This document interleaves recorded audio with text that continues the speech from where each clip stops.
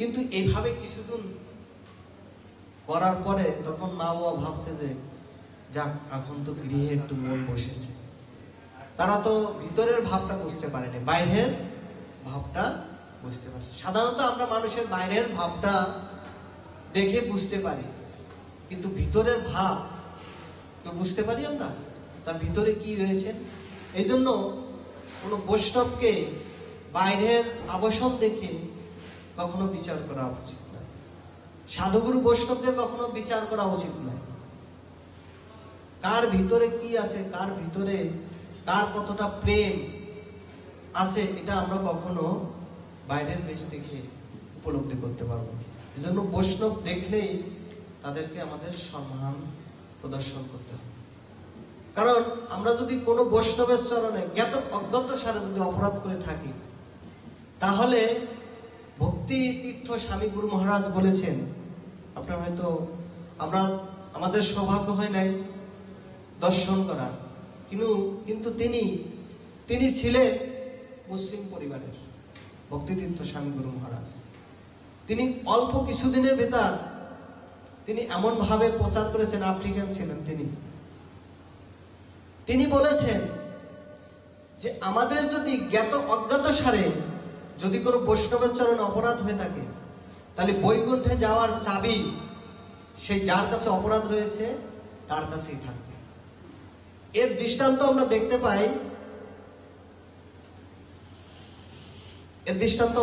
পাই দুর্বাসা মুনির। দুর্বাসা মুনি অপরাধ করেছিলেন কার চরণে? অম্বরীশ মহারাজের চরণে অপরাধ করেছিলেন। তিনি সারা ব্রহ্মাণ্ডে ঘুরেছিলেন, ব্রহ্মার কাছে গিয়েছিলেন, শিবের কাছে গিয়েছিলেন, বিষ্ণুর কাছে গিয়েছিলেন, ভগবানের কাছে গিয়েছিলেন। লাভ হয়েছিল? ইভেন তো উনি জলের ভিতরেও প্রবেশ করেছিলেন, কিন্তু জ্বলন্ত পিত্তা যে আগুন ওনাকে সুদর্শন চক্রে সে ধাবিত করেছিলেন সে জলের ভিতরে। একটা বিশাল কাহিনী, সুন্দর একটা কাহিনী এটা ভাগবতমে। তো এটাই বলছি যে দৃষ্টান্ত হচ্ছে এটা, অম্বরীশ মহারাজ তিনি কোথাও গিয়ে ভগবানের কাছে গিয়েও তিনি রক্ষা পাননি। ভগবান বলছেন যে তুমি যার কাছে অপরাধ করেছ তার কাছে যেতে লাগবে। তো ঠিক তদ্রূপ আমাদের যদি কোনো বৈষ্ণবের চরণে অপরাধ হয়ে থাকে, তাহলে আমাদের ভগবত ধামে যাওয়ার, কৃষ্ণপ্রেম লাভ করার চাবিটা সেই বৈষ্ণবের কাছে রয়েছে। এজন্য আমাদের সাবধান হতে হবে, অপরাধ শূন্য হয়ে লহ কৃষ্ণ। তো এভাবে রঘুনাথ দাস গোস্বামী কিছুদিন সংসার করার পরে তার আর ভালো লাগছে না, যেভাবে আমার চলবে না। তিনি আবার হরে কৃষ্ণ আবার চলে গেছে। তো যখন চলে গিয়েছে, তখন ওনার যে গুরুদেব ছিল রঘুনাথ দাস গোস্বামীর যে কুলগুরু ছিল জগনন্দন আচার্য, তো উনি একদিন ওনাকে ডেকেছে। তো ডাকার পরে যে জগন্নাথ আচার্য যেখানে ওনার ভজন কুটির ছিল সেখানে গিয়েছে। সেখানে যাওয়ার পরে তো উনি কি যেন একটা আনতে বলেছেন, আনতে যাওয়ার পরে সেটা এনে তখন বলছে যাও তুমি চলে যাও। হ্যাঁ, চৈতন্য মহাপ্রভু যখন সন্ন্যাস নিয়েছিল তখন ওর মার কাছ থেকে এইভাবে বিদায় নিয়েছিল। হ্যাঁ, স্বপ্নের মাধ্যমে তিনি বিদায় নিয়েছিল ঘুমের ঘরে রেখে, কিন্তু বুঝতে পারেন ঠিক তদ্রূপ রঘুনাথ গোস্বামী যখন ঘর ছেড়ে যায় তখন ওনার গুরুদেবের আদেশ পেয়েছিলেন। গুরুদেব বলছিল যাও তুমি চলে যাও। তখন যখন এই গুরুদেবের আদেশ পেয়েছে তখন সরাসরি তিনি চলে গিয়েছেন। তো নিত্যানন্দ প্রভুর যখন পানিহাটি ছিলেন, চৈতন্য মহাপ্রভু তখন কোথায় ছিলেন? জগন্নাথপুরীতে ছিলেন। চৈতন্য মহাপ্রভু তখন গিয়েছে পানিহাটি, রঘুনাথ গোস্বামী তখন পানিহাটি গিয়েছে সরাসরি। তো পানিহাটি গিয়ে তো ওখানে যখন গিয়ে দেখছে যে নিত্যানন্দ প্রভু একটা গাছ বৃক্ষের নিচে বসে আছে ব্যাসাসনে। তো দেখছে যে একটা সূর্য জ্যোতির ন্যায়, এর আগে নিত্যানন্দ প্রভুকে উনি দেখেন। সূর্য জ্যোতির ন্যায় তিনি বসে আছেন। তখন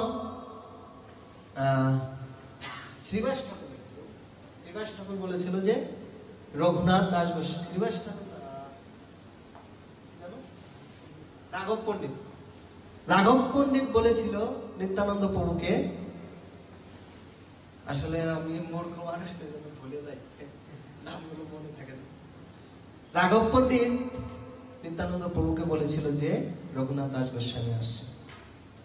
তখন রঘুনাথ দাস গোস্বামীকে বলছে যে ঠিক আছে, ওকে এখানে নিয়ে এসো। তো রঘুনাথ দাস গোস্বামী যখন ওখানে গিয়ে নিত্যানন্দ প্রভুকে দণ্ডবত প্রণাম করেছে, তখন বলছে আয় আয় চোরা।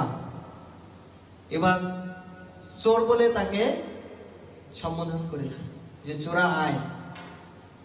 আর যখন ওনাকে দণ্ডবত প্রণাম করেছে, তখন নিত্যানন্দ প্রভু ওনার মস্তকে, নিত্যানন্দ প্রভু রঘুনাথ দাস গোস্বামী মস্তকে ওনার ডান পা প্রদান করেছিলেন। এভাবে তিনি ওনাকে কৃপা আশীর্বাদ করেছিলেন। যে তখন বলছে যে তুই চোরা, আমাকে ছেড়ে তুই চৈতন্য আমাকে বিনা তুই চৈতন্য মহাপ্রভুর কাছে যেতে চাস, তুই চোর, তোকে আমি এবার করিব দণ্ড। ঠিক আছে? তো রঘুনাথ দাস গোস্বামী তখন শিরোধার্য করেছে, আমি দণ্ড পেতে রাজি আছি। তখন বলছে আমার জন্য কি দণ্ড? তখন বলছে যে এই পানিহাটিতে যত আমার ভক্ত রয়েছেন সবাইকে চিরাদধি ভক্ষণ করাইতে হবে। তো এভাবে যখন রঘুনাথ দাস গোস্বামীকে আদেশ করেছিলেন, তখন রঘুনাথ দাস গোস্বামী অনেক খুশি হয়েছিলেন এবং তিনি সমস্ত কিছুর আয়োজন করেছিলেন। তো রঘুনাথ দাস গোস্বামীর তো কোনো অর্থের অভাব নেই। তিনি হাজার হাজার ভক্তর এই যে দণ্ড উৎসব পানিহাটিতে হাজার হাজার ভক্তের আয়োজন হয়েছিল এবং সমস্ত কিছু তিনি রঘুনাথ দাস গোস্বামী এটা প্রেরণ করেছিলেন। এবং ওখানকার যত ব্রাহ্মণ মুনি ঋষিরা ছিল সব এই দণ্ড মহোৎসবে যোগদান করেছিলেন। এবং ওখানে যারা যে সমস্ত চিরা দধি কলা এ সমস্ত নিয়ে আসছিল, সমস্ত কিছু যারা নিয়ে আসছিল তাদেরকে সবাইকে সেই পরিমাণে তিনি প্রণামী প্রদান করেছিলেন এবং তাদের সবাইকে এই চিরাদধি মহোৎসব ভক্ষণ করাইছিলেন। এই চিরাদধি মহোৎসবে কি কি লেগেছিল? দুধ, একটা হচ্ছিল কাঁচা দুধ, একটা হচ্ছে গরম ফুটান্ত দুধ, দধি, মিষ্টি, চাপা কলা, ঠটি কলা। ঠটি কলা ছিলেন? ঠটি কলা যেটাকে বাংলা কলা বলে আপনাদের কুমিল্লা, যাই হোক এক এক জায়গায় এক এক নাম, সবরি কলা, এরকম কয়েক পদের কলা, আম, মিষ্টি, এই সমস্ত কিছু, চিনি, এই সমস্ত কিছুর আয়োজন করা হয়েছিল। তো এভাবে যখন সমস্ত কিছু আয়োজন করা হয়েছিল, একটা পাত্রে শুধু চিরা, দধি, দুধ, মিষ্টি, কলা একটা পাত্রে এইগুলো দিয়ে মাখা হয়েছিল, এগুলো দিয়ে একত্রিত করা হয়েছিল। আরেকটায় শুধু ফুটান্ত যে দুধ, সে দুধ ছিল, আরেকটায় শুধু কাঁচা দুধ ছিল।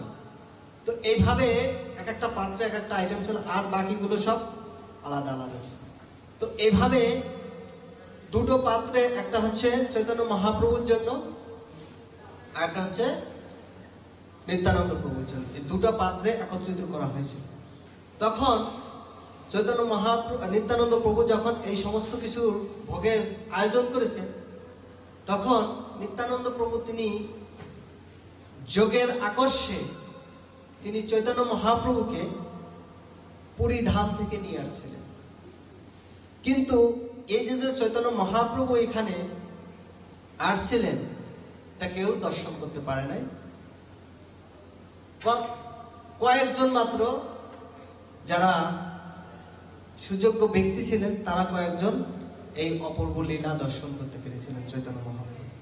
আর বাকিরা শুধু নিত্যানন্দ প্রভুকে দেখেছিলেন, কিন্তু গৌরাঙ্গ মহাপ্রভুকে দর্শন করতে পারছিলেন। তো এভাবে চৈতন্য মহাপ্রভু যখন আসছিলেন তখন তিনি যে সমস্ত ভক্তরা এই প্রসাদ পাওয়ার জন্য লাইন দিয়ে দাঁড়িয়েছে, চৈতন্য মহাপ্রভু সবাইকে নিত্যানন্দ প্রভু ঘুরিয়ে ঘুরিয়ে দেখাচ্ছে। হ্যাঁ, এভাবে দেখানোর পরে তখন একটা পাত্রে, যে দুটো পাত্রে রেখেছে, যে পাত্রটা সমস্ত কিছু একত্রিত আর একটা দুধ, এগুলো সমস্ত কিছু চৈতন্য মহাপ্রভুর সামনে প্রেরণ করেছেন নিত্যানন্দ। তো এইভাবে নিত্যানন্দ প্রভু যখন চৈতন্য মহাপ্রভুর কাছে নিবেদন করলেন, তখন চৈতন্য মহাপ্রভু কি করলেন, ওখান থেকে নিয়ে নিত্যানন্দ প্রভুর মুখে দিলেন। চৈতন্য মহাপ্রভু নিজে খেলেন না, নিত্যানন্দ প্রভুর মুখে দিলেন, আর নিত্যানন্দ প্রভু চৈতন্য মহাপ্রভুর মুখে দিলেন। এইভাবে যখন এই মহাপ্রসাদ দুইজন পেলেন, তখন তো সবকিছু মহাপ্রসাদ হয়ে গেছে। তখন এইভাবে চৈতন্য মহাপ্রভু আর নিত্যানন্দ প্রভু সমস্ত ভক্তদের প্রসাদ দেওয়ার পরে তিনি কি করছেন, এইভাবে ভগবানের যে উচ্ছিষ্ট প্রসাদ, সেটা যত ভক্ত ছিল সমস্ত ভক্তদের কিঞ্চিত পরিমাণে প্রেরণ করেছিলেন। তো এইভাবে চৈতন্য মহাপ্রভু তিনি সমস্ত, যে ওখানে এত ভক্ত হয়েছিল, বসার কোনো জায়গা ছিল না, গঙ্গার তীরে বসছিল। ইভেন্দু গঙ্গার ভিতরে নাভি পর্যন্ত জলের ভিতরে নেমেও ভক্তরা এই প্রসাদ গ্রহণ করেছিলেন। তো এইভাবে রঘুনাথ দাস গোস্বামীর এই মহাদণ্ড উৎসব পানিহাটিতে উদযাপন হয়েছিল। তো এভাবে যে রঘুনাথ দাস গোস্বামী তখন চৈতন্য মহাপ্রভু তো সবকিছুই জানেন, তিনি চৈতন্য মহাপ্রভুর সম্পর্কে সবকিছু জানেন। তো উনি যে গৃহ ছেড়ে চলে আসছেন সেটাও চৈতন্য মহাপ্রভু জানেন। তখন চৈতন্য মহাপ্রভু তাকে কি করলেন, দর্শন প্রদান করলেন রঘুনাথ দাস গোস্বামী। এই সমস্ত প্রসাদ পাওয়ার পরে তখন রঘুনাথ দাস গোস্বামীকে চৈতন্য মহাপ্রভু দর্শন প্রদান করলেন। তখন চৈতন্য মহাপ্রভু বলছে, ঠিক আছে তুমি চলে আসছো। এখন চৈতন্য মহাপ্রভুকে কি করবে, চৈতন্য মহাপ্রভুকে তিনি স্বরূপ দামোদর গোস্বামীর কাছে প্রেরণ করেছিলেন। স্বরূপ দামোদর গোস্বামীর কাছে প্রেরণ করেছিলেন তাকে শিক্ষা প্রদান করার জন্য। তো চৈতন্য মহাপ্রভু এইভাবে স্বরূপ দামোদরের কাছ থেকে কিছুদিন পর পর রঘুনাথ দাস গোস্বামী সম্পর্কে জিজ্ঞাসা করেন। তো রঘুনাথ দাস গোস্বামী যখন স্বরূপ দামোদর প্রভুর কাছে ছিলেন তারা আশ্রয়ে, তখন উনি ওনার বাড়ি থেকে ওনার বাবা কি করেছেন, 4-5 জন পেয়াদা পাঠিয়েছেন ওনার